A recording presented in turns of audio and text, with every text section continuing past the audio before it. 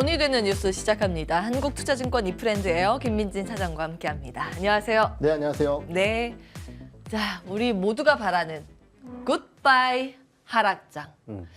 사실 요즘 우리 시장 분위기가 좋지는 않은데요. 계속 외국계의 투자은행들은 한국이 내년에 정말 좋다 이 이야기를 입을 모아서 하고 있습니다. 거의 대부분의 이 기관에서 같은 이야기를 하는데요. 내년에 한국 주식 30% 오른다는 이런 낙관론이 흘러나오고 있습니다.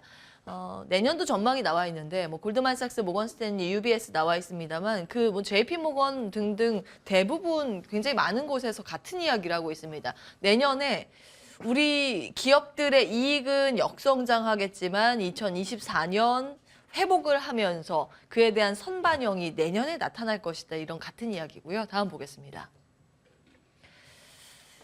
반도체 수요 내년 1분기가 바닥이고 증시는 먼저 바닥을 잡고 오를 것이다. 이런 관점이고 모건스탠리에서는 코스피 2750, JP모건은 2800까지 간다고 보고 골드만삭스는 2750입니다. 이거 큰일 나요. 네. 예, 공 빠지면 큰일 납니다.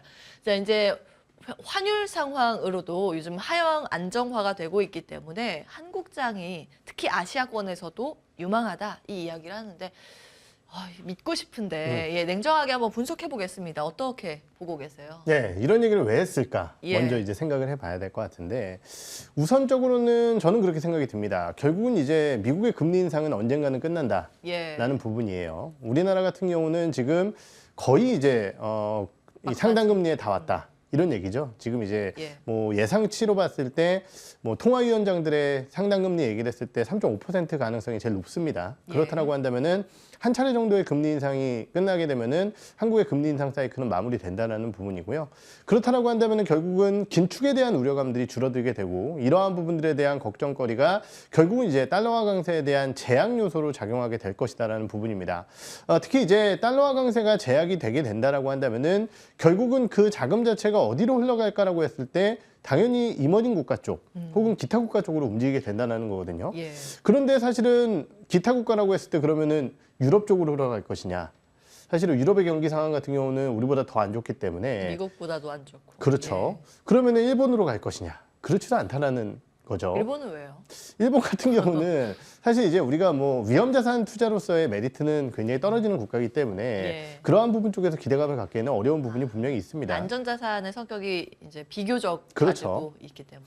그렇기 때문에 사실 생각해 볼 수 있는 국가는 이제 중국이나 우리나라겠죠. 그런데 이제 중국은 여러 가지 제약 요소들이 있습니다. 지금 미중 관계에 대한 이슈라든지 예. 그렇다라고 한다면 과연 이제 상대적으로 대두될 수 있는 국가가 어디냐?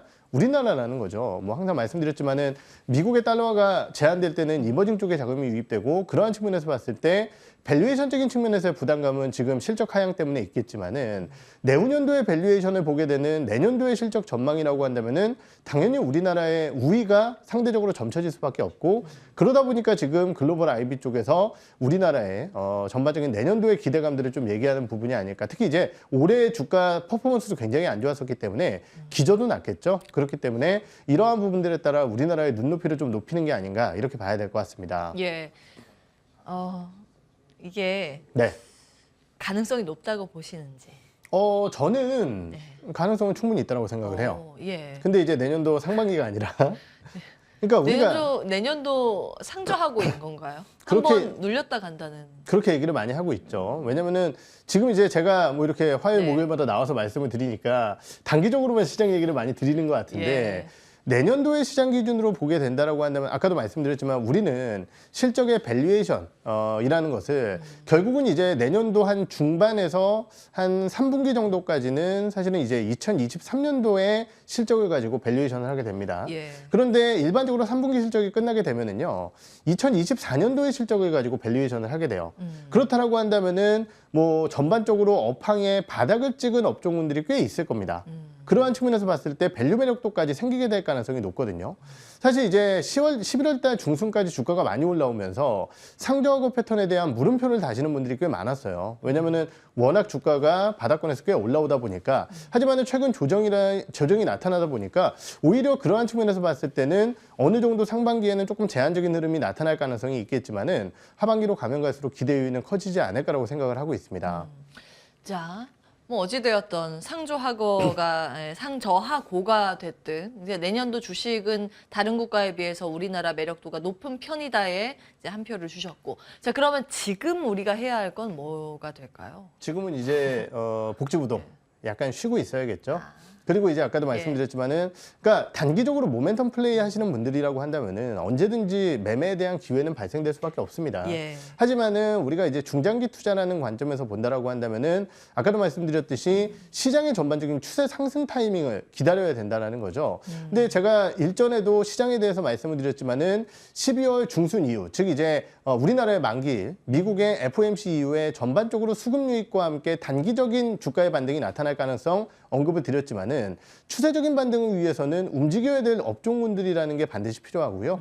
그러한 측면에서는 시간이 좀 필요하다라는 부분입니다. 그렇기 때문에 예탁금이 들어오고 전반적으로 종목군들에 대한 상승 확산이 나타나고 이러한 부분들을 위해서는 결국은 금리의 상단이라는 확인이 필요하다는 측면에서 봤을 때 현재는 장기 투자자들 입장에서는 조금은 종목군들을 확인하는, 그러니까 어떤 종목을 사야겠다, 어떤 업종군들을 사야겠다 공부하는 시간이 필요하지 않을까라고 생각을 하고 있습니다. 예. 자, 어디가 유명한지 하나하나 이제 다음 기사들을 통해서 체크를 해볼 거고, 지금 장기 관점에서 보고 있습니다. 자, 그러면 최적의 매수 시기를 이렇게 점쟁이가 아니라서 네. 그렇게 딱 이렇게 묻기는 그렇습니다만, 대략적인 구간 매수 가능한 기간이라고 하면 어디가 될까요?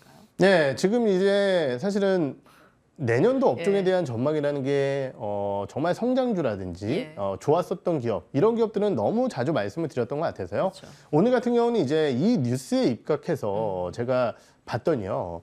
지금 외국계 IB들 같은 경우는 내년도 반도체 그리고 은행 쪽에 대한 기대감을 좀 확대시키고 있는 상황이에요. 예. 그렇다라고 한다면 저는 이제 그 중에서 한 종목씩만 좀 꼽아봤고요. 예. IT 쪽, 반도체 쪽에서는 SK하이닉스, 예. 그리고 은행 쪽에서는 좀 의외의 선택일 수 있겠지만 오. 카카오뱅크. 네. 아, 카카오뱅크는 꼭 이제 따라붙는 논란. 네. 은행인가 플랫폼인가? 그렇죠. 은행에 포함을 시켜서 말씀을 주시네요. 그 부분보다는 이런 거예요. 결국은 이제 은행 업종군들은 현재 메리트는 저는 있다라고 생각을 합니다. 지금 대손 충당금에 대한 상승률 대비해서 님비율의 상승이 더 크기 때문에 실적은 계속 괜찮을 거예요. 그런데 이제 은행주 쪽이 올라간다라고 했을 때 분명 4대 시중은행 중에서 조금 더 좋은 기업도 분명히 있겠죠. 하지만 카카오뱅크를 말씀드리는 이유는 뭐냐면은 이건 올해 기준이 아니라 내년입니다. 내년도 기준자로 봤을 때 분명히 어느 정도의 주가의 조정을 딛고 주가의 반등이 나올 때는 유동성에 대한 흐름과 함께 성장주의 반등도 나타날 가능성이 있다는 거죠. 그러면은 카카오뱅크라는 기업은 시중은행은 아니지만은 은행이라는, 즉 대출이라는 이러한 부분들과 함께 실적의 성장을 보여줬었고 3분기에 예. 그러한 가운데 성장이라는 모멘텀도 같이 달고 있는 기업이라는 겁니다. 아, 두 개를 다 보셨군요. 그렇죠. 알겠습니다. 그러한 측면에서 내년도 기대감을 가져갈 수 있는 기업. 지금은 아니고요. 알아요. 예, 예. 그렇게 생각을 하고 있습니다. 그러니까 금리 인상기에 가장 큰 피해를 봤었던 게 플랫폼인데 한켠엔 플랫폼 그리고 한켠엔 금융에 대한 두 가지 매력을 같이 가지고 있는 네. 카카오뱅크. 산다 그러면 지금 당장 아니라고 계속 강조하시는데 그럼 네. 내년 언제쯤 사는 게 좋을까요? 말씀드렸듯이 사실은 은행주들은 저는 예. 괜찮다고 생각을 해요. 지금도 예. 괜찮다고 생각을 하는데 카카오뱅크 같은 경우는 제가 지금이 아니라고 말씀드린 단 하나의 이유는 단기적으로 꽤 올라왔기 때문이에요. 예. 그래서 나쁘다라는 것이 아니라 단기 시세에 대한 부담감이라고 좀 이해를 해주시면 좋으실 것 같고 시세에 대한 부담감이 좀 해소되는 시기는 결국은 이제 쉬어가면 되거든요.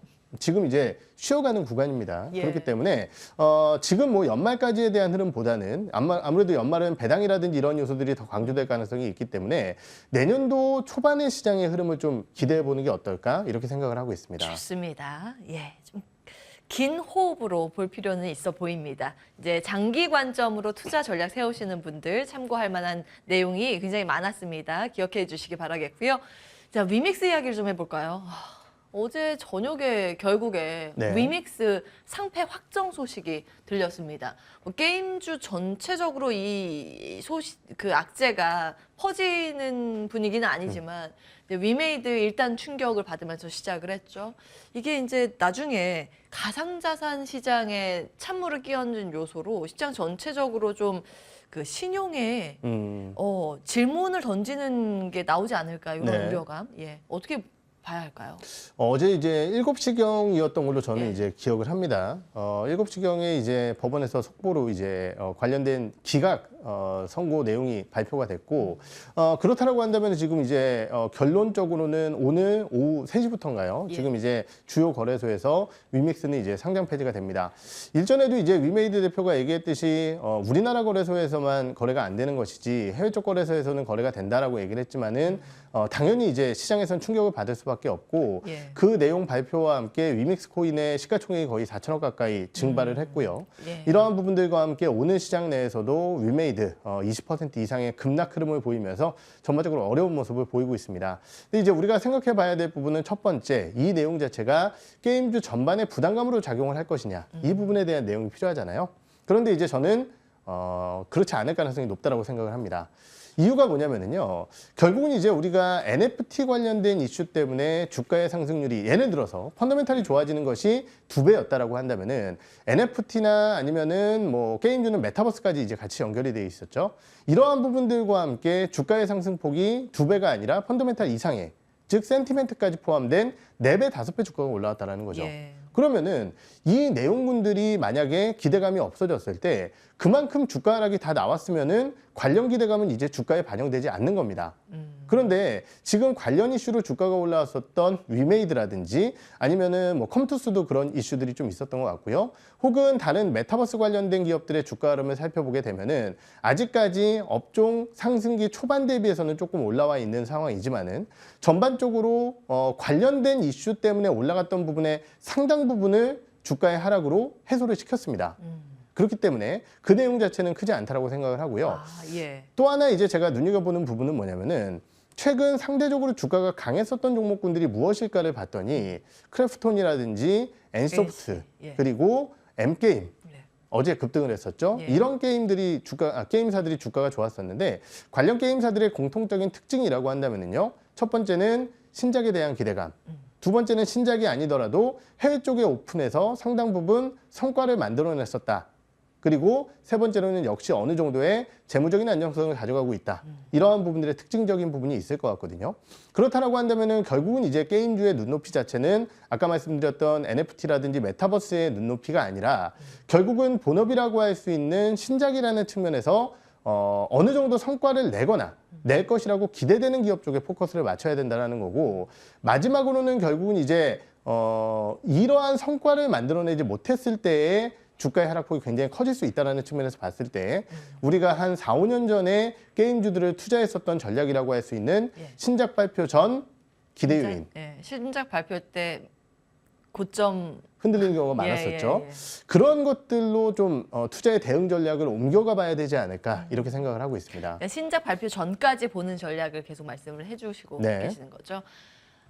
늘 그래요. 이제 신산업, 뭐 새로운 기술 이런 것은 한번 기대감으로 크게 붐을 받았다가 네. 그 이후에 그 산업에 대해서 증명을 해야 하는 기업별로 과제가 그렇죠. 있습니다. 근데 거기에서 지금 한 차례 꺾인 그런 상황이기 때문에 NFT를 걷어내고 그 내부적으로 잘 그 산업 자체를 이어가고 있는 그렇죠. 그러니까 실적이 찍히는 그런 기업들 위주 플러스 모멘텀 가능한 쪽. 그럼 신작에 대한 기대감 지속적으로 안아갈 수 있는 종목을 보면 될 텐데 네. 그런 관점에서는 어떤 기업을 탑픽으로 보시는지. 네, 첫 번째는 뭐 당연히 애니소프트를 볼 수밖에 없겠죠. 네. 지금 이제 프로젝트 TL이라는 게임 그리고 이제 지금 게임사들의 눈높이가 많이 변화한 것은 예전에 이제 모바일 게임 뚝딱뚝딱 만들어내면 되는 상황이었는데 예. 이제는 콘솔이나 PC 쪽으로 확대를 시켜야 됩니다. 그러기 위해서는 철저하게 굉장히 안정적인 재무 구조, 예. 돈을 계속 쏟아부어야 되거든요.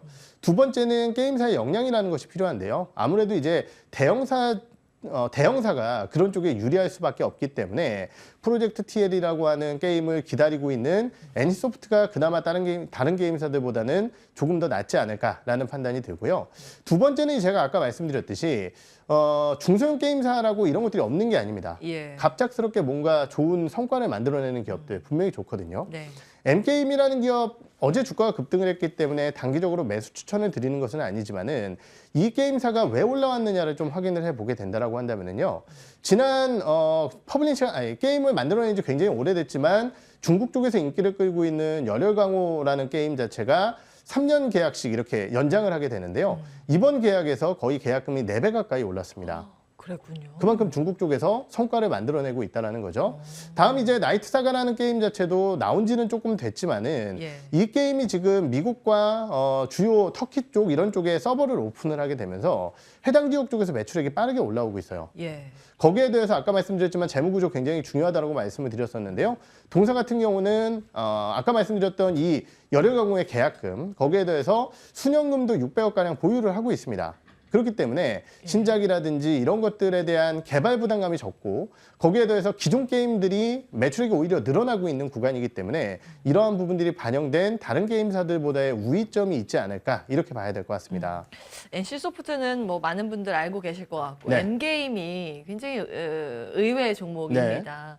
그 주가를 말씀하시는데 살짝 봤더니 3개월 정도 우상 네, 행곡선을 최근 좋았었죠. 그려가더라고요. 네. 이렇게 숨겨진 게임주 발굴하는 것도 한 가지 재미가 아닐까 싶습니다. M게임 먼저 체크해봤습니다. 시간이 좀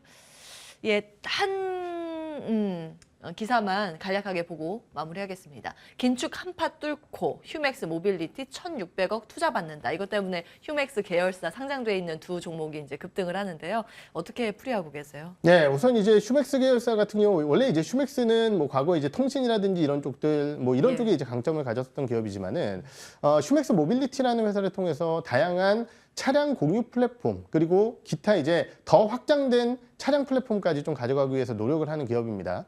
아무래도 이제 신사업을 한다는 것은 돈이 굉장히 많이 필요한 사업이죠. 예. 그런데 그러한 부분 쪽에서 투자 자금을 유치했다라는 부분 쪽에는 당연히 의의를 둬야 될 것 같고요.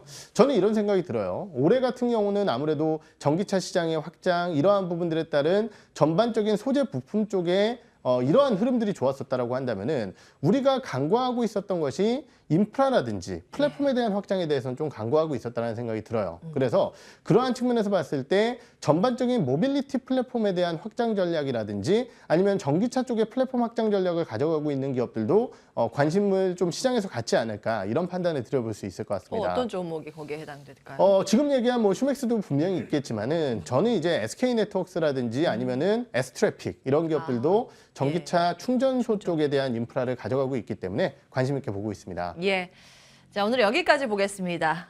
한국투자증권 이프랜드 에어 김민지 차장과 함께했습니다. 고맙습니다. 네.